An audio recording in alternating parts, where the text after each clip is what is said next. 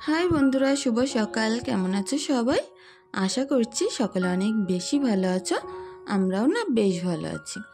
বসিরহাট হাসনাবাদের ছোট্ট একটা গ্রাম থেকে আমি রূপা, আর আজকের ব্লগটা শুরু করছি সকাল 7টা থেকে। কারণ প্রত্যেক দিন তো একই রকমভাবে মানুষ হয় না, চলতে পারে না। তো আজ একটু ঘুম থেকে উঠতে লেটই হয়ে গেছে। তো কিছু তো করার নেই। বাইরের আমার টুকিটাকি যে সকল কাজকর্মগুলো ছিল সেগুলো করেই কিন্তু আমি ঘরের ভিতরে এসেছি। আর সিমরান ঈশাও ঘরে এখনও ঘুমাচ্ছে। তো ওদেরকে না ডেকেই আমি এই কাজগুলো করা শুরু করে দিয়েছি। দেখি এই ঘরটা পরিষ্কার করা হয়ে গেলে টুকিটাকি কিছু কাজ করে ওদেরকে ডেকে দেব। প্রতিদিন খাটের তলা থেকে এত বেশি ময়লা বার করি, তারপরেও দেখো হাওয়ায় হাওয়ায় যে কত বেশি ময়লা ঢুকে যায় খাটের নিচে। তো সেগুলো একটুখানি ঝাড়ু দিয়ে পরিষ্কার করে বের করে নিচ্ছিলাম। আর তারপরে ঘরটা একটু পরিষ্কার করে নেব।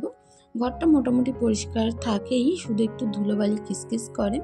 তো ঝাড়ু দিলে পরিষ্কার হয়ে যায় মোটামুটি। তারপরে যদি একবার মোছা যায় দিনের মধ্যে, তাহলে কিন্তু খুব সুন্দর ক্লিন হয়ে যায়। দারিদ্রতা কিন্তু আমাদের পিছুই ছাড়ে না। মধ্যবিত্ত সংসারে কিন্তু এটা নর্মাল ব্যাপার। তো তার মধ্যে থেকেও কিন্তু আমাদের মানিয়ে গুছিয়ে নিতে হয়। সংসারের সুখ সমৃদ্ধি কিন্তু আমাদের মেয়েদেরই হাতে।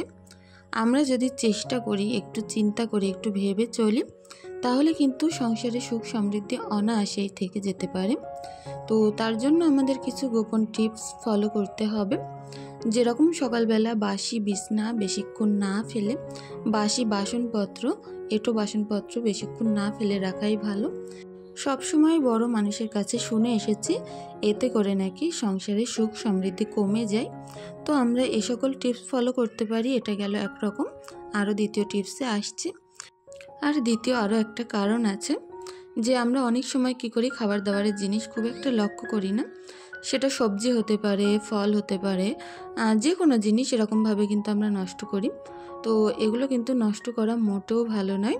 সবসময় আমরা চেষ্টা করব অল্প জিনিস কেনার জন্য। বেশি কিনে নষ্ট করে লাভ নেই। যেটুকুনি আমাদের প্রয়োজন, হয়তো প্রয়োজন ছাড়া একটু বেশিই নিলাম, একটু কম নিলাম, কম নিলে তো আর ক্ষতি নেই। তো সেটা দিয়েই কিন্তু অল্প খরচে আমাদের সংসারটা চলে যায়। তো এভাবেও কিন্তু আমরা সুখ সমৃদ্ধি অনেক বৃদ্ধি করতে পারি। তৃতীয় টিপস হলো যে আমরা আমাদের হাতে যখন হাজব্যান্ডরা রোজগার করে এনে হাতে দিয়ে দেয়, আমরা কিন্তু নিজের খুশি মতনই জিনিসপত্র কিনে ফেলি। কিন্তু সেখান থেকেও কিন্তু আমরা একটু সঞ্চয় করতেই পারি। কারণ সেই টাকাগুলো বেশি খরচ না করে সেগুলো আমরা গুছিয়ে রাখতে পারি। আর সংসারের যে খরচটা আমাদের দিয়ে থাকে, হয়তো যেটা দেয় সেটা আমরা না লাগিয়ে অল্প কিছু কিছু একটা ছোট্ট একটা ভান্ডার করে তাতে রেখে দিলাম, একটা ঘটের মধ্যে রাখলে কিন্তু পয়সাগুলো আমাদের যখন বিপদে পড়বো, আমরা যখন অসুবিধায় পড়বো, সেই পয়সাগুলো কিন্তু আমরা ভান্ডারটা ভেঙে অনায়াসে বের করে কাজে লাগিয়ে নিতে পারি। আর এদিকে দেখো, গল্প করতে করতে পুকুরে এসে আমি কিন্তু অনেকখানি বাসন মেজে নিয়েছি। আর আমাদের সকালবেলা একটু বেশি বাসন হয়, কারণ দুপুরবেলা তো সেরকম বাসন পড়ে না। দুপুরবেলা দুবারই মাজা পড়ে, রান্নার পরে একবার আর দুপুরে খাওয়ার পরে একবার।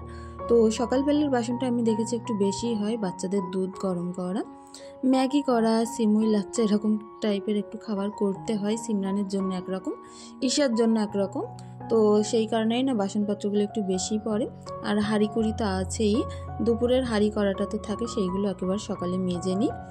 আর এদিকে দেখো একটু গামছা, তারপরে কিছু জামা কাপড় নিয়ে এসেছি, সেগুলো এই আলতো হাতে কেচে কিন্তু আমি পরিষ্কার করে তুলে নেব। আর সকালের এই কাজগুলো শেষ করতে করতে তোমাদের কিছু কমেন্টের উত্তর আমি দিয়ে দিই। তো আসিয়া বিবি আমাকে কমেন্ট করেছো যে আপু তোমার কি বেসিন নেই, তোমার র্যাক আর কল একসঙ্গে কেন? তো তার উত্তরটা শুনে নাও যে আমার বেসিং করা হয়নি। বেসিংয়ের জন্য সমস্ত যে কলটলগুলো পানির লাইন বের করে নিয়েছে, কিন্তু এখনও পর্যন্ত বেসিংটা করে ওঠা হয়নি। তো আমার এখানে রান্নাঘর করা নিয়ে একটু সমস্যাই আছে, যার কারণে হাজব্যান্ড রান্নাঘরটা ভালো করে করে দিচ্ছে না। আমাদের চিন্তা ভাবনা একটু অন্যরকম আছে, অন্য জায়গায় ঘরবাড়ি করার। তো সেই কারণে এখানে আর এক পয়সাও খরচা করতে যাচ্ছে না। তবে কিছু হয়তো পয়সা খরচ করব, আমার রান্নাঘরটা একটু সারিয়ে নেব। তো তার মধ্যে দেখো দোকানেও চলে এসেছিলাম ঘরের কাজ করে। আর এখানে এসে গোবিন্দভোগ চাল আর মুগ ডাল, মুসুর ডাল একসঙ্গে করে নিয়ে আর কিছু আলু কুচিয়ে দিয়ে একটু খিচুড়ি করেছিলাম। তারপরে আসছি দুপুরবেলা সেই বাড়িতে। আর এখন কিন্তু বাজে কারেক্ট 1:20। তো এখন আমি রান্নাটা করার জন্য তোড়জোড় করে গুছিয়ে নেব। তো গুছিয়ে তোমাদের সঙ্গে আসছি একটুখানি বাদে। এই চিচিঙ্গে ভাজা করব, আর কটা ডিম ভাতের মধ্যে দিয়েছি, সিদ্ধ হয়ে গেলে সেগুলো দিয়ে কিন্তু পটল রান্না করব। বাংলাদেশি মিডিল ক্লাস ফ্যামিলি আমাকে কমেন্ট করেছ যে খুব সুন্দর একটা ভিডিও। অনেক ধন্যবাদ বন্ধু তোমাকে। রাশিদার জারকি আমাকে কমেন্ট করেছ যে আপনার পুকুর ঘাটটা অনেক সুন্দর। তো অনেক ধন্যবাদ বন্ধু তোমাকেও। আর আমার আর এক ছোট্ট বন্ধু আমাকে কমেন্ট করেছে যে ভালো আছো আপা? আমি আজ না ভীষণ খুশি, কারণ আমার হাজব্যান্ড আজ বাড়িতে আসছে। তো কেমন খুশি তুমি তো বুঝতেই পারছো। তো অনেক ভালো থেকো বন্ধু, অনেক খুশি থেকো। হ্যাঁ, বুঝতেই তো পারছি, কারণ অনেক দিন পরে তোমার হাজব্যান্ড বাড়িতে আসছে, কতটা আনন্দ তোমার হচ্ছে। তো এইভাবেই আনন্দ খুশিতে থেকো। ফারজানা পারভিন আমাকে কমেন্ট করেছে যে আপু কেমন আছেন? আপনার 2 বাচ্চাকে আমার অনেক ভালো লাগে, আপনার ভিডিও দেখতে ভালো লাগে, না দেখলে মন খারাপ করে। তো অনেক ধন্যবাদ বন্ধু যে এতটুকু জায়গা তোমাদের মনে আমাকে দিয়েছো, যে আমার ভিডিও কিছু হলেও তোমাদের অন্তত ভালো লাগে। এই সকল কমেন্ট পড়লে না অনেক বেশি ভালো লাগে।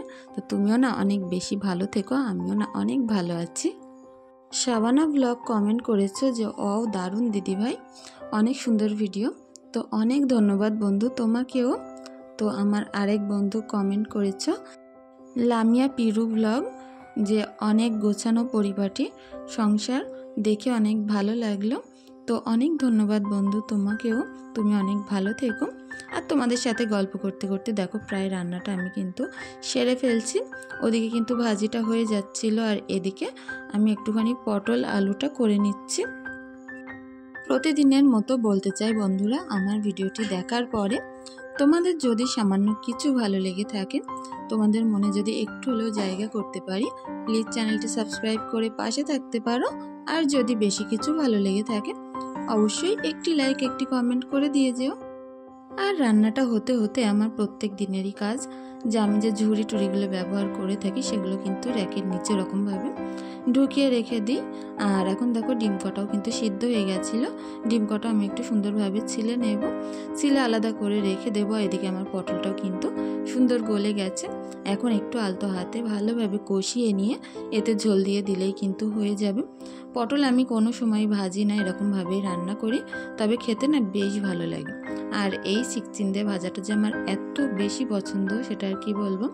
এটা আমি একটু বেশি করেই করি সবসময় রুটি দিয়ে খাওয়ার জন্য। রাত্রে যদি সময় পাই একবার রুটি করে নেব, ভাজিটা একটু বেশি করেই করে নিয়েছি। আর লাস্টে পটলের মধ্যে একটু জিরে, একটু গরম মশলার গুঁড়ো দিয়ে ফুটিয়ে রেডি করে নামিয়ে নিলাম। আর ভাতটাও এখন গ্যাসের উপরে বসিয়ে ফুটিয়ে নামিয়ে নেব, কারণ ভাতটা উতলে গেলে তো আমি নামিয়ে রেখেছিলাম, এর মধ্যে সবজি দুটো করে নিলাম। আর এখন ভাতটাও রেডি করে নিয়ে চলে আসলাম খেতে। এর মধ্যে স্নানটা সেরে কিছু জামা কাপড় ছিল সেগুলোও কিন্তু বাইরে মেলে দিয়ে আসলাম। তো এই ছিল আমার আজ ফাইনাল রান্না, ডিম সিদ্ধ আর এই যে চিচিঙ্গে ভাজার পটল। তারপরে আসছি সেই সন্ধ্যাবেলা। আর সন্ধ্যাবেলা খাটটা একটু অগোছালো মতো হয়ে আছে, তবে জানলাগুলো লাগাবো না, প্রচণ্ড গরম আজ। তো জানলাগুলো খোলা থাকলে কি হয় বলো তো, পুকুর ধারে বা আমাদের যেহেতু বাড়ি, তো সেই কারণে প্রচণ্ড ঠান্ডা হাওয়া বয়, তখন কিন্তু বেশ ভালো লাগে। ঘরে যে পাখার হাওয়াটা চলে সেটা কিন্তু গরম, কিন্তু বাইরে থেকে যেই পুকুর ধারের হাওয়াটা আসে এটা কিন্তু একেবারে পানির হাওয়া, ঠান্ডা।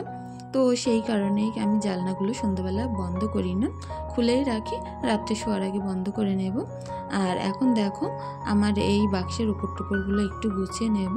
সিমরান যেহেতু পড়ে উঠে চলে গেছে, এক্ষুনি গুছিয়ে, ওর আঁকা ক্লাস আছে, আঁকা ক্লাস করতে চলে গেছে। তো বই খাতাগুলো ওইভাবে পাতিয়ে রেখে চলে গেছে, সেগুলো আমি একটু তুলে নিলাম। এখন বেশ কিছুটা জামা কাপড় আছে, এগুলো একটু সুন্দর করে ভাঁজ করে নেব। তো এখন থেকে ভেবেছি ঈশার জামা কাপড়গুলো না এরকম ঝুড়িতে রাখবো, কারণ আলনার ওই সাইডে রাখলে সব কিছু দেখে হুড়িয়ে যায়, একটা টানতে গেলে 3টে পড়ে। তো এরকম ঝুড়ির ভিতরে অর্গানাইজ করে রাখলে কিন্তু দেখতেও বেশ ভালো লাগে। এটা খাটের তলায় ঢুকিয়ে রাখলে অতটা জামা কাপড়গুলো দেখা যাবে না, কি আলনার তলায় ঢুকিয়ে রাখলেও দেখা যাবে না। তো সেই কারণে আমি এখন থেকে ঝুড়ির ভিতরেই রাখবো। আর তারপরে দেখো এখন আমি একটু চা করতে চলে আসলাম সন্ধ্যাবেলা।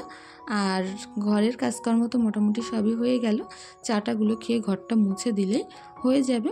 আর আমি যতক্ষণ কাজ করি ঈশা কিন্তু এরকম পিছনে ঘুরঘুর ঘুরঘুর করতে থাকে, সব সময় হোক কাজের মাঝখানে ডান হাতের জায়গায় বাম হাত দিয়ে দেয়। তো একটু অসুবিধা করেই কিন্তু আমাকে কাজগুলো করতে হয়, তবুও করার কিছু নেই, বাচ্চা কাচ্চা ছোট থাকলে এরকম একটু হয়। তো এখন আমার জন্য এক কাপ চা করে খেয়ে আসলাম। আর এখন কিছুটা জামা কাপড় আছে ভিজে, সেগুলো বারান্দার এই কোনাটাই মেলে দেব। আমার যখন সমস্ত কাজকর্ম হয়ে যায় তখনই জামা কাপড়গুলো এখানে মেলি, আর রাত্রে আমি বেশিরভাগ মেলে দিই। আমার যেন দেখতে কেমন লাগে ঘরের ভিতরে জামা কাপড় ঝুলঝুল করলে। তো দেখো, তারপরে আবারও চলে আসলাম ঈশার জন্য একটু দুধ গরম করব। আর এখন বাজে কারেক্ট রাত 9টা। তো এখন দুটো ফিটার পরিষ্কার করে নিয়ে এসেছি। এখন 1 ফিটার দুধ খাইয়ে ওকে ঘুম পাড়িয়ে দেবো, আর অর্ধেক রাত্রে আরেক ফিটার দুধ খাইয়ে দিলে কিন্তু ওর হয়ে যাবে। সেই কারণে আমি দুটো ফিটার একসঙ্গে পরিষ্কার করে রাখি, যাতে অসুবিধা না হয় যখন রাত দুপুরবেলা খাওয়ার জন্য কান্নাকাটি করবে, তখন কিন্তু পরিষ্কার ফিটারে আমি দুধটা দিতে পারবো, আর ধোয়ার সমস্যা থাকবে না।